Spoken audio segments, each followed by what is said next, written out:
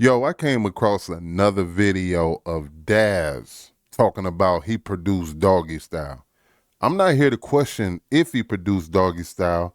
I'm just here to question how did he produce Doggy Style?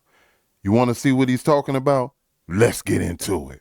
This is just a random question because I always heard Sharitha Knight say if she wanted to take half of Death Row, she could have took it. She could have took it. How? She was married to him.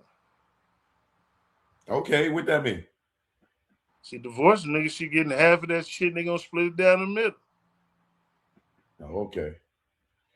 Yeah, I just because she's confidently said that for years. And then there's, Reggie Sr., who allegedly was saying that he knew that Reggie was going to run Death Row if something happened to Suge. Like, how did they know this? Because he was already in position when they should put him in position, slightly. And then they start building up. So, nigga get confident, Right. Wow. Okay. Because me and Reggie Rice stayed in the same apartment building. I stayed on the 11th. He probably stayed on the 8th floor or some shit like that. I used to wake up in the morning, you bitch ass motherfucker. Right. Why Daz be trying to act like he's so tough? I mean, I know he be on some G shit, but he be trying to act like he just super tough, but man, let's get to the good part. It's coming up. Yeah, I think David Kenner would have took it before she did. I mean, it'd have been a fight. Right. You know what I'm saying? But just legal paper and all that shit, motherfucker gonna get something when it comes to marriage and court and all that shit. You know what I'm saying? And plus, when you scheming and doing all other type of shit, you don't know what's going on. So that's why it was a bunch of shit in the mix, paperwork being signed, stealing the shit. When you got paperwork and contracts that no lawyer can see or nobody else can see, you would change anything to make things happen. Then when it goes into bankruptcy, then it's all fucked up. Now you got to fight it because they saying this and that. But like I said before, I need a notary public, notary to do my shit. And if it ain't a notary public, then the motherfuckers ain't legal. Right. Why is Daz so hostilely cussing? Is hostilely a word? Why is he so hostile and cussing the way he is? I mean, like every other word, he's saying it with feeling too. But let's continue though. And like I looked in the copyright law, if y'all look in the copyright law, 1976, A and B, it says there are no things called work for hire when you're doing music. That's not in the copyright. They try to make that the 10th law of the copyright, but it got rejected. Now, if they say work for hire, that means you got to have insurance, all the shit that come with when you're working for a company, right? Ain't none of that shit in this shit. So that don't abide by. So if this a motherfucker got you for a work for hire, he lied to you. You better go exercise that right. Look at the copyright law. Instead of registering your songs with BMI and ASCAP, you got to go register your songs with the copyright.gov. That's where you copyright your shit at.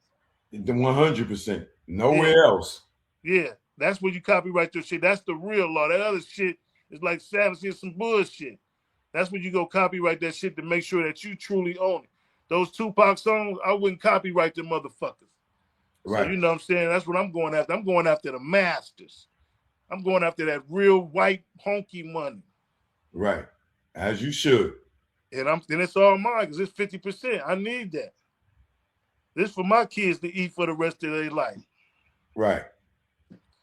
But didn't Daz kind of do something earlier in his career to where he signed off on some stuff? Like, we going on about 30, 35 years now, something to that effect. Like, and don't get me wrong, I feel like you should get what's due to you if it's really due to you. But let's continue. If it's my own cousin that got it, I need that too. No hard feelings, it's just business. Now after I finish with them, I'm coming after you too. Right. You know what I'm saying? Not just for Death Row shit, but for the Snoop Dogg days too. Remember, that's 2 lives he's working.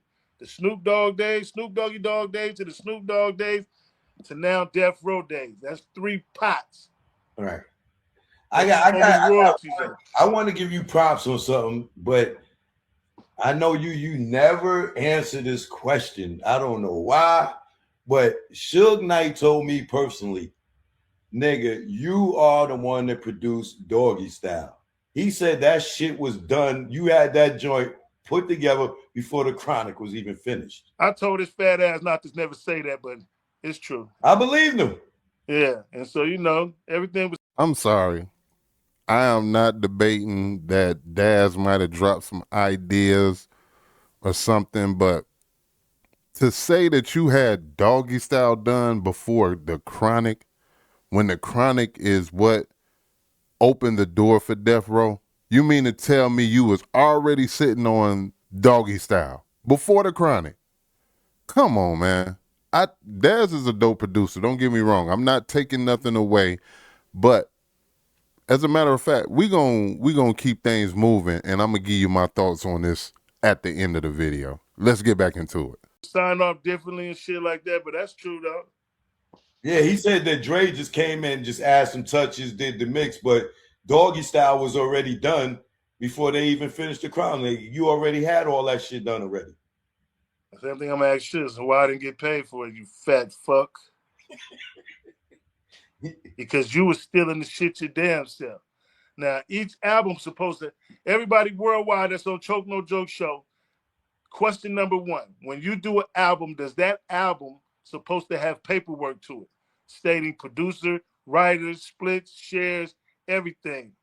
We never had splits for none of the albums that we ever created. None? Snoop wanted to give me 6 points of the dog food album when it was released on the 30th anniversary, and my lawyer was like, where's the first 6 points at? Wow. You giving us less than what Suge Knight was giving us. He was giving, if you go over there fucking with Death Row, he gonna give you, if you an old school artist that, would have music over there, he gonna give you less than what Suge gave you for that shit. But ain't no contract, so why would I take less than what Suge giving me if it ain't no contract? So I'm gonna take you to court. So niggas don't take him to court because they got a lot of respect for him and shit like that. But he pissed it on them as soon as they walk up the door. Fuck him. So why was it that you were just happy as a young producer to be able to, that they gonna use your music, that you didn't care to get the proper credit on Doggystyle? Or did they take advantage of you? You just doing the music and they listen to the music and they like the music and they just take the music, but then you just continue to keep working because you think everything is handled when it's not.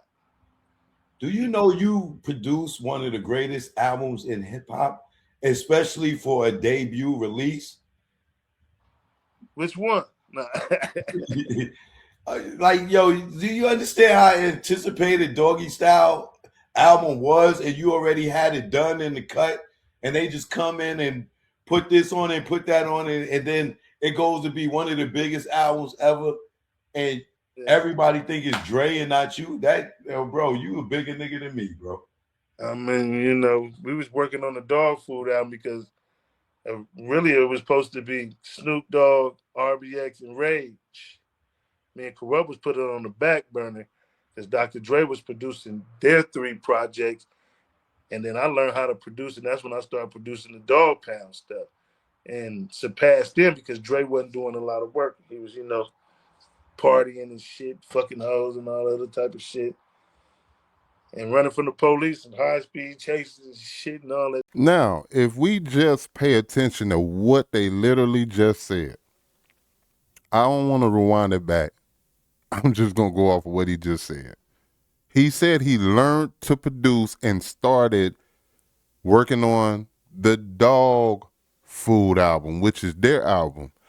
How would you have already had Doggystyle done if you literally just said you learned how to produce and start working on y'all album? Come on, somebody make this make sense, because I just said I was going to wait until the end, so I'm going to wait to the end. Let's get back into it. Type of shit, living the life, Dr. Dre. Right. So, but now that is all over. The credits is running. Daz Dillinger's getting all his shit. Right. And I'm leaving everybody else to fight for their shit. Would you say outside of the persona that everybody gave Suge, do you feel like there's a good part of Suge? It's a good part and a bad part, but it's all bad for him, though. You know what I'm saying? He's a sneaky little motherfucker, though. He good at when he wants something, get it done. But once he get it, he trying to swither it and snake it from you. You know, when he start doing that little wiggle like that, that means he finna do something vicious. Right. So watch the Watch the show, the legs. yeah. When he start doing that, he finna do something vicious. Watch. Right. Yeah. Well, hopefully one day that brother get out of jail. I'll be waiting for his ass too, because me and him got to get a one-on-one. He got Suge little got a lot legs, of though. I one-on-ones. can sweep him off his feet, having wrestling and shit. You know, them niggas got little legs and shit. Suge got a lot of one-on-ones, a lot of fair ones. A lot of things you have to lock in with Suge. They gonna catch you on the street. I mean, you know, when you're on the street, you're bound to get caught anyway, anyhow. So, you know, time will tell. Okay, so let me run through this really quick. Just like they just said, if you listen, go back and listen. He said, I learned to produce and start working on the Dog Food album. Doggystyle was already out before the Dog Food, right?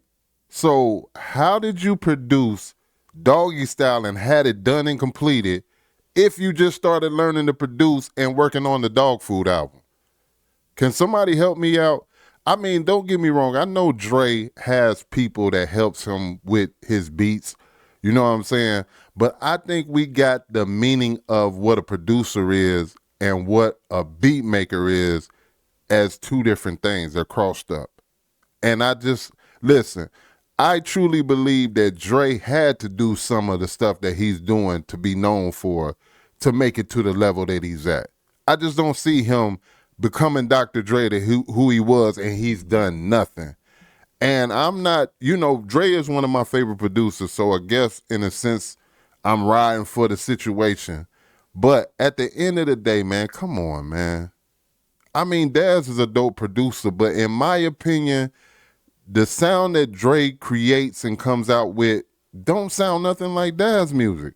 I've listened to Daz's albums. I listened to the Dog Food, all the DPG stuff. And it just don't sound like what Dre was doing. Now, Daz is dope. He's done some stuff. I don't take that away from him. But I personally am going to call Cap. I don't think he produced Doggystyle. He might have gave up some ideas or something to that effect, but I'm calling Cap. And y'all can argue with me down in the comments. I got some logical points that I definitely want to make. So let's talk about it. It's your boy Kaotic One. Do you really think Daz produced Doggystyle? If y'all go back and listen to that little piece of him and Choke talking, he contradicted himself in my opinion. But you let me know. Leave it down in the comments section. It's your boy Kaotic One. This is KMHP TV YouTube channel. If you rock out with us, hit the subscribe button, hit the notification bell so you'll be alerted to when we drop these jewels like this one. And also, make sure you hit the like on this video. Until the next one, I'ma holla at y'all. Peace.